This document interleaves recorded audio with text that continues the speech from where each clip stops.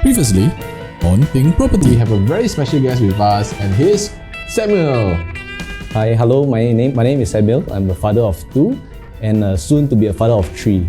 I was going around looking at properties, and I thought it was quite interesting. And that sparked me. And why not have this as a second career? It was really where it got to me, as is where it is. At that stage of your life, you don't have to be afraid of overstretching yourself. Okay. My advice is, if you can go for a larger property, go for a larger property. But of course, you must be able to pay for it. All right.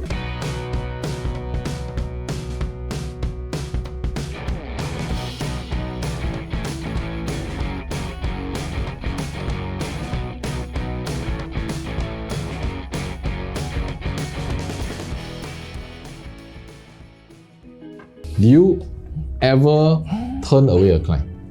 Yes, unfortunately, in our line of work, sometimes we do meet with very nasty clients. So what would really make me turn them away is when they start talking down to me. Yeah, that is something that I just cannot. So can you share with us? Leave the names out lah. But maybe share with us a little bit of the actual situation. What happened? Okay, what actually happened was I was trying to rent out this unit. Okay, and so I was trying to provide feedback to the landlord. So the kitchen cabinet laminate was broken and torn out. So you can actually see the plywood inside. Okay. And this was not a cheap, low-end budget condo. Okay, it was the rental was commanding somewhere between 4,000 to 5,000. Okay, wow, that's high. Yeah, 4,000 to 5,000 for and this happened a few years ago. So 4,000 to 5,000 back then is actually much higher. Yeah. So when I actually brought this up to the owners, the owners was saying, if you cannot do it, never mind, I'll get someone to do it. So that was when I just took out the key and returned back to the owner. Because the very first time, okay, maybe that it didn't happen once. So it was the third time when she said that, because I keep on feedback. So every time when we bring a tenant up, the owners also expect feedback from us, right? So when I feedback that, she couldn't accept that feedback. So she says, see, if you cannot do it, I'll find someone else. Yeah. So I also give chance. So when the third time happened, I had to give the key back. I see. So in your business, it doesn't mean that you will help every single person through your journey. There are some clients maybe you choose not to work with. Am I right? Yes, that's true. Only help those who wants to be helped.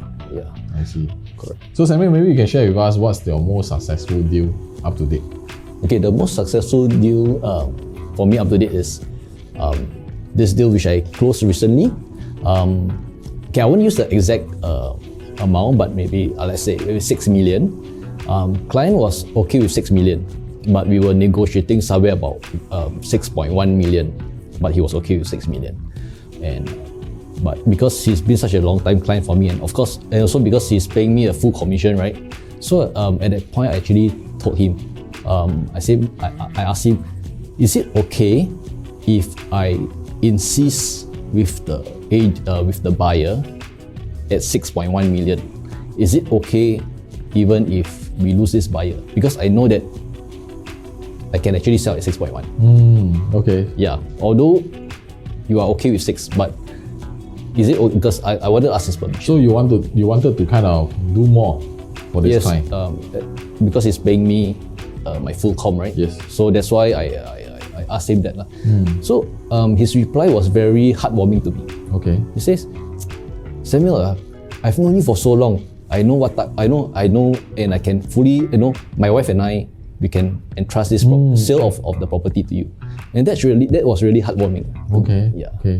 So yeah, and so long story short, I insisted on the 6.1 and we got the 6.1. Wow. Yeah. So in a way, you kind of see that you are able to, the value of this property, you're able to kind of push it up to a 6.1 million, but actually owners are comfortable with 6 million. And so you go out of beyond your duty to ensure that you are able to kind of bring up the value of the price. That's right. Yeah. In fact, the owner was actually saying if it's slightly below 6, he's also okay. Oh, Yeah, okay. But you did not take the easy way out. Yeah, of course, end of the day, it doesn't make a difference to us so much in terms of commission, because if I close at 6, I still get my full commission. I close at 6.1, also get my full commission. But I thought that's how I reciprocate. Yeah, so it's almost like 100,000 difference. Yes. In terms of the value of amount. Yes. Okay, so that's why it's so memorable. Yes. What was memorable was, like I said, his reply to me, and it really touched my heart. For doing this. And how he entrusted such a high value property to me. Okay, great. Toughest case, and how do you manage to overcome it? Toughest case is always also again the nastiest case sometimes. Okay, to me, I always get many nasty cases, and the nasty cases are always also on the more. So it's never a walk in the park. Okay, in the business, there's always the rosy side and the lousy side. Yeah, so it's actually for a rental, and this tenant is a tenant with many complaints. All right, it was something to do with the aircon. So when he's been staying there for about a year, and I actually asked for the receipts for the aircon servicing receipts, which he did not produce initially, and then went to the extent of faking the invoices. Wow. Yeah. So it's like, so of course it's when I managed to find out that he faked the invoices, he actually proceeded to get his lawyer to speak to me. And so big case. And for rental. For rental. Okay, it was quite a high value rental again. Yes. And so he got his senior lawyer to speak to me. So I don't get lawyers speaking to me or for such things before so often, right? But I held my ground, and the owner was the landlord was actually an overseas landlord. Okay. Yeah. So the landlord was also a bit worried, because to him it might be a small money. But I told him that it's not about the money, but the principle of doing it. You know, if he didn't service the aircon, yes, then he should bear for the damages. Correct. So he got the lawyer to sue, and that was also the lawyer. Okay, the lawyer didn't sue, but the lawyer wrote a very firm a very firm kind of letter. Yeah, that got me scared, worried for a moment. Okay. Yeah, so it went to such extent that I actually told the lawyer, let's meet. Okay, on site and discuss. The lawyer didn't want to do it because I knew that the lawyer wouldn't want to be physically involved. He can type an email, but he will not be physically involved. Yeah. So I held my ground, and at the end of the day, when the tenant moved out, we just deduct from his deposit. I mean, that's the straightforward way. Yeah. What are some of the key to success for your clients? Okay, what are some of the key to success for my clients is, ironically, when a business comes to me, okay, many times I actually push that business away. Okay, what I mean, example, they want to sell. Okay. I tell them, you really need to sell. Can you don't sell?